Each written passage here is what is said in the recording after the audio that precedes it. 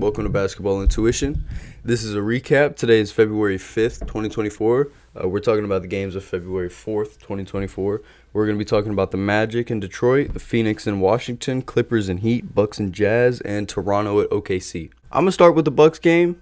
I don't need to tell you that I'm a Bucks fan. You can tell, obviously. So, I want to talk about this first because I'm tight. Yesterday? No. Was that? Yes, it was yesterday.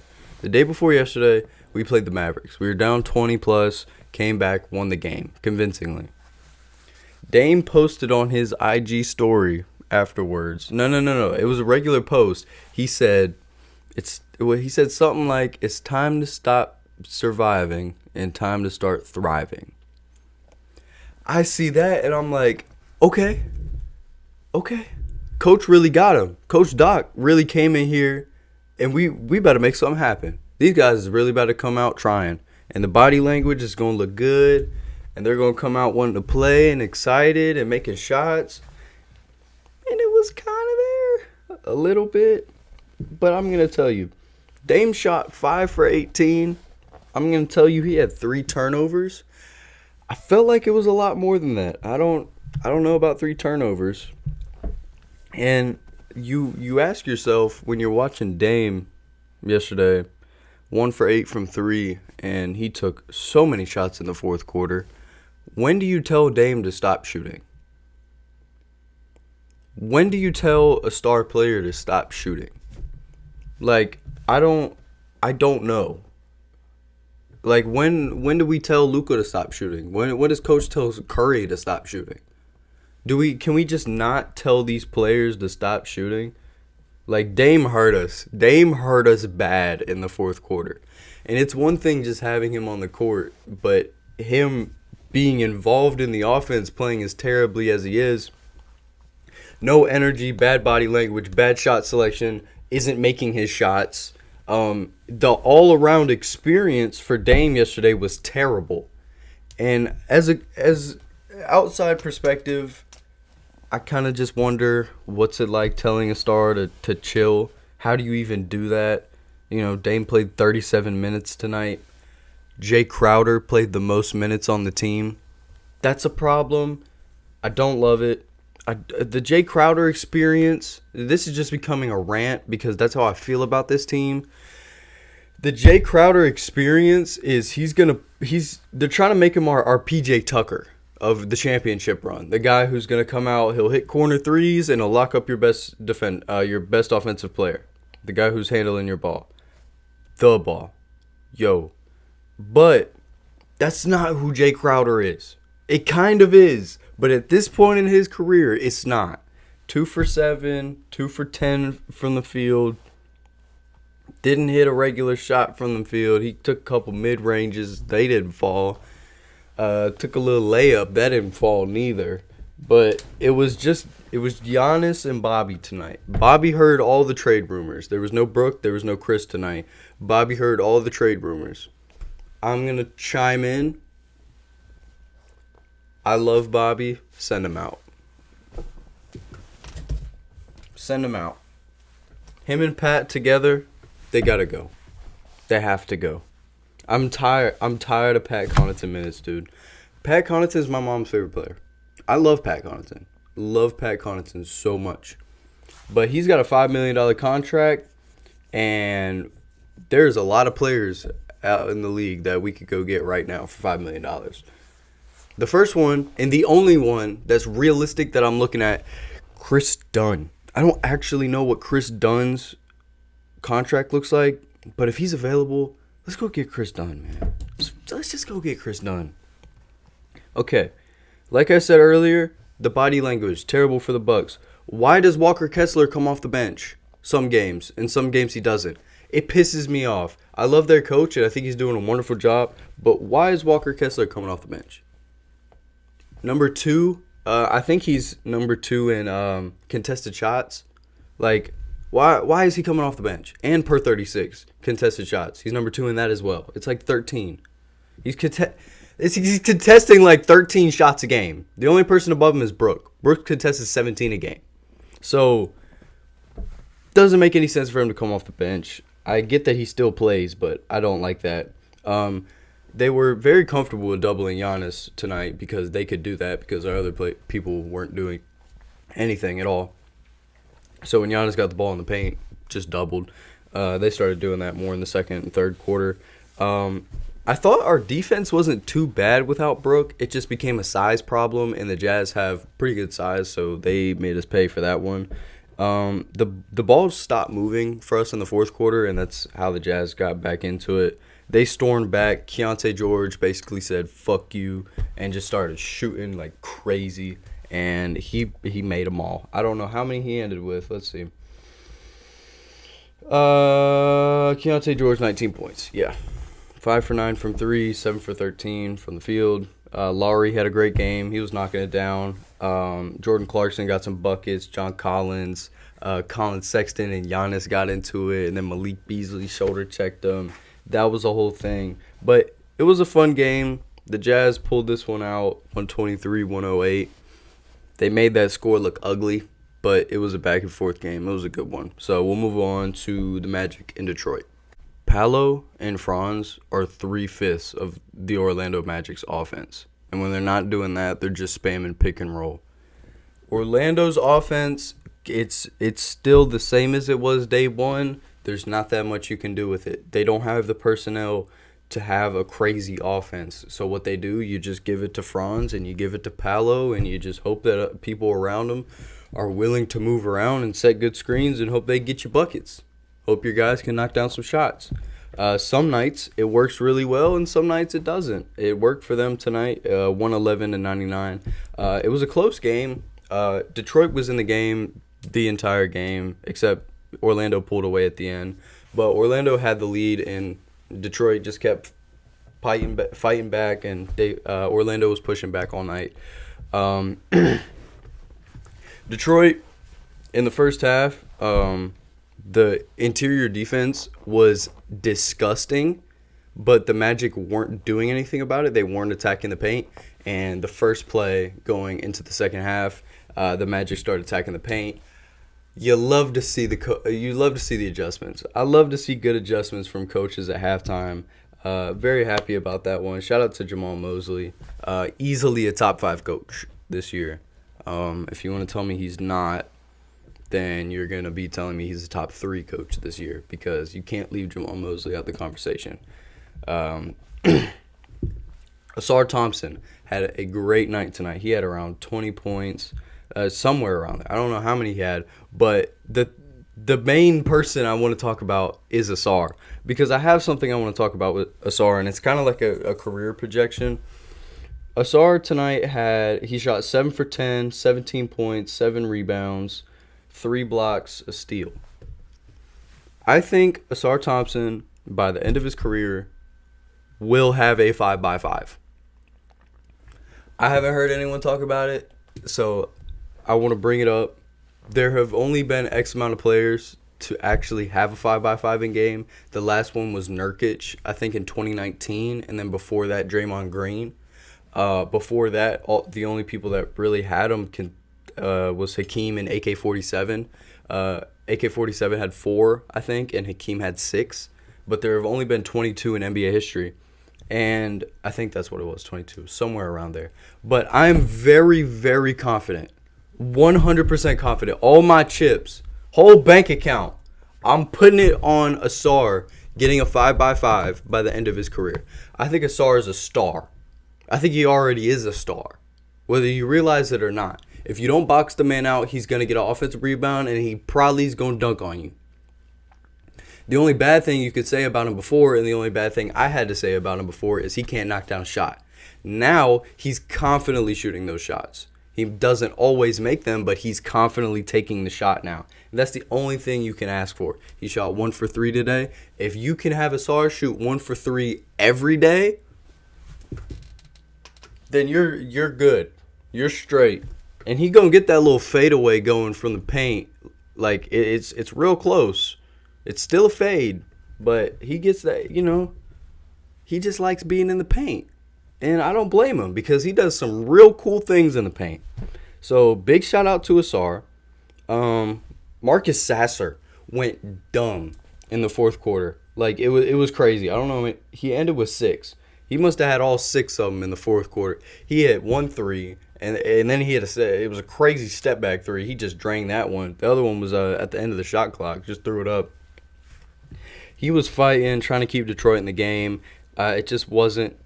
It just wasn't enough. I'm confused with what they're doing about Goga Badadzi. He's healthy. He's getting DMPs. They just said the other week that they were comfortable with how he was playing. But now Wendell is back, and they're like, oh, Wendell is really great. He's playing wonderfully right now. He had, how many he had last night? Wendell. Oh, did Wendell not play? Am I tweaking? No, he did. 3 for 4, 7 points, 4 rebounds. Not crazy, but he's playing well. But I think it's weird how they just switched up the conversation so fast. It was, we have Wendell here now, and he's healthy, and he's kind of expendable, to now Goga's not playing any minutes. I'm not a fan of this team, not like a fan. So I'll let them decide how they want to feel about that. Kind of confuses me a little bit, but it is what it is. Franz, I'll end it here for this game because it really was a Franz Wagner game. 38 points, 17 for 25. A huge second half. 12 points in the first half, 26 in the second. Wonderful. Just wonderful. I don't love Franz. His body language pisses me off sometimes. But, shout out to the European guys. And we're going to move on to the quick Phoenix and Washington. I'm going to read off these first half stats and then say one thing and we're done with this game. Because I don't care. I don't care about this game. It was a boring one. Bradley Beal, 43 points, 16 for 21 in 30 minutes. I didn't even realize that I wrote that down. 30 minutes, 40 points? I mean, he had like 20 in the first quarter and then 20 in the second, it felt like. The big three was just getting buckets to start the game. I didn't even care about the second half because Phoenix just dominated them in the first half, so why would I care? Tyus Jones and Gafford were the only people really doing anything for the Wizards in the first half. The Suns shot 69% from the field, 14 for 20 from mid-range, 6 for 11 from 3. Damn it.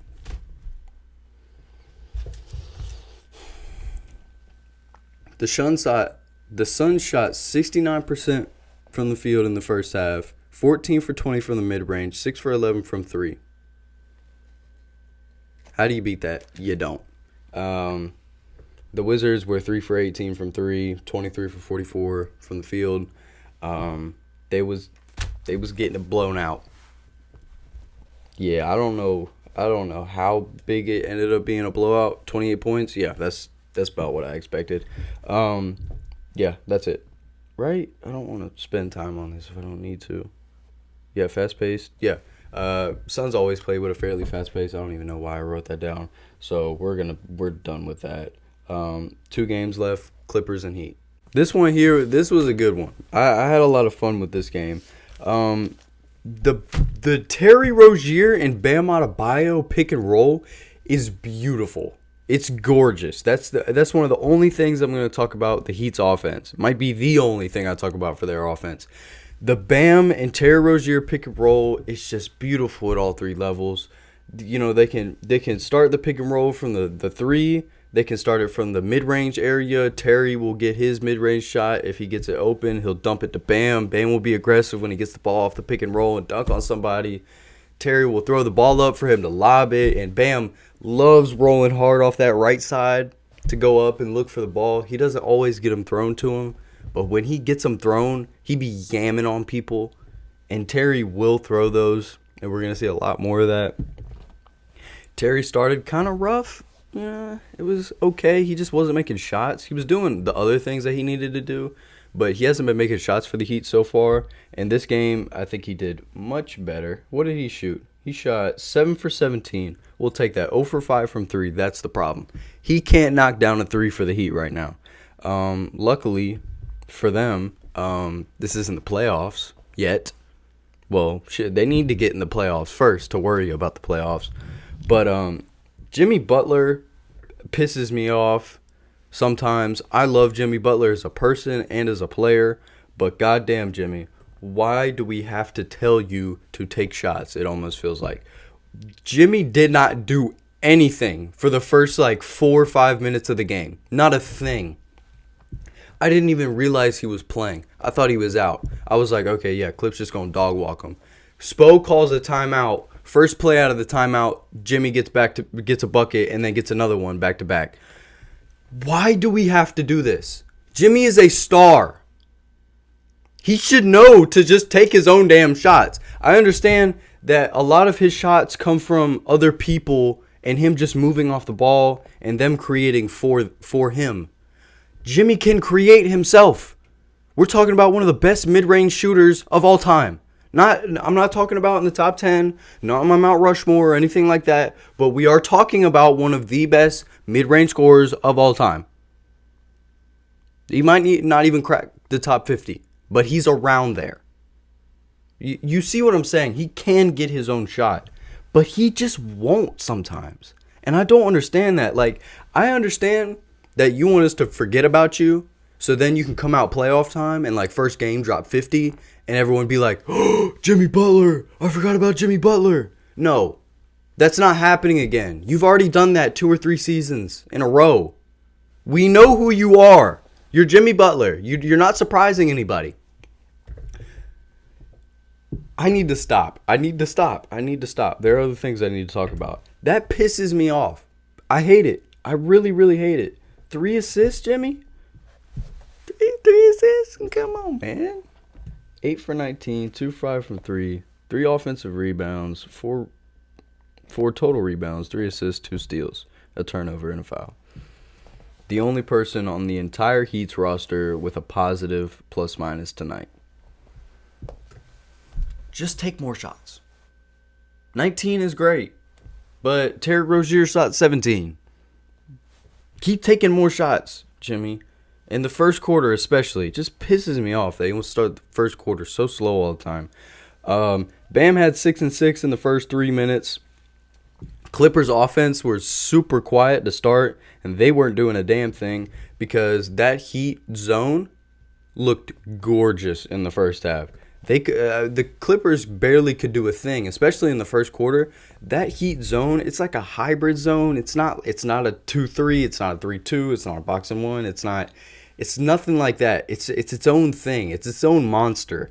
But I don't know how they do it. I don't know what the training goes in to be able to do that with everybody and for it to look how it does. But it looks amazing. And the Heat defense was amazing tonight. I loved it.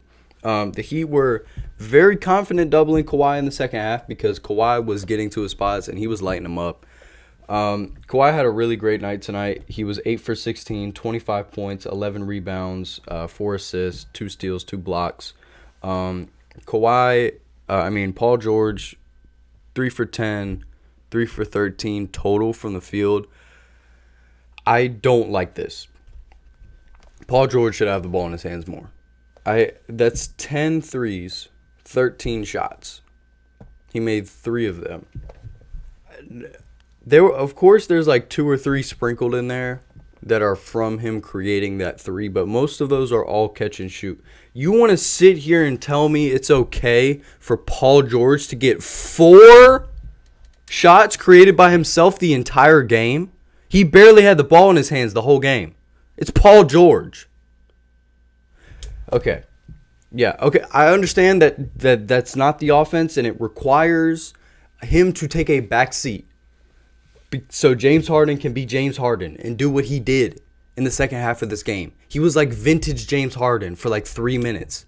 There was like a 3-minute stretch where he had like 2 and 1 threes and just did everything. Like he was just James Harden. Norman Powell, knocked down from the corners. Westbrook wasn't great, couldn't really make a shot, but he did what he needed to do.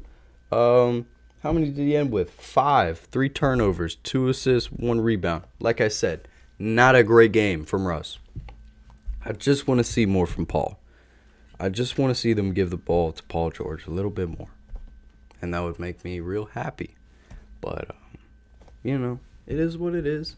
In the fourth quarter, the Clippers were in the bonus after the first 3 minutes. That was all. That's the Harden quarter I was talking about, the and 1 threes and the fouls and all that. Yeah, that was because of Harden.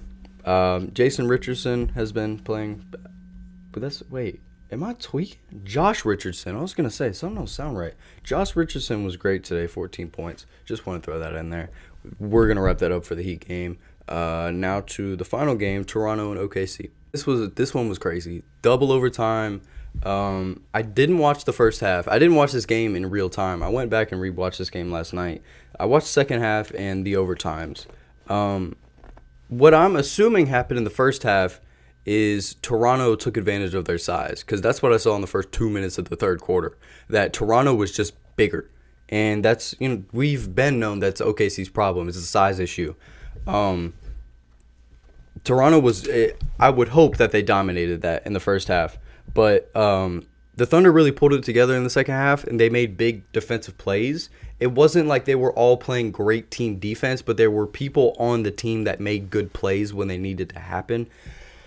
They made big shots. They were down by 23 points halfway through the third quarter down 23 with 3 minutes left in the third quarter, and I think that's what it was.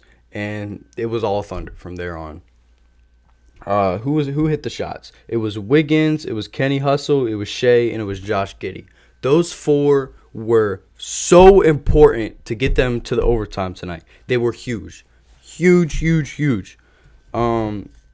We're gonna get to Chet in a minute. So if you watch this game thinking about Chet, I didn't forget about Chet. We'll get to him in a minute. Lou Dort, 3 for 6 in the fourth quarter. Big shot, Lou. He was kind of chucking him up a little bit, but he was open. Chet had some buckets to start the fourth quarter. Kenrich Williams was actually everywhere tonight. He was on the rebounds. He was on the loose balls. He made good passes. He was on the receiving end of some good passes, just getting himself open. Just exactly what you want from him every game. Gary Trent hit 2 big threes in crunch time in the fourth quarter. Then we get to overtime off I think it was an Aaron Wiggins lay. I think that's what it was. Yep. They drew up a little inbounds play for him to kind of turn around like this and dive to the basket, hit him with the pass, easy lay. We're going overtime. Get to overtime. It was a whole lot of Emmanuel Quickly. He played great, but they did lose this game. Hold on. Let me just Schroeder was playing good D on Shea for the first overtime, but the second one not as much. Josh Giddey, it was really Josh Giddey was huge tonight. I don't know how many he ended with. I'm trying to pull it up right now. I don't know why I didn't have it pulled up already. But Chet, 2 blocks in the second overtime. He hit 2 threes. He was huge. He had contested another shot. He was all over the court for them.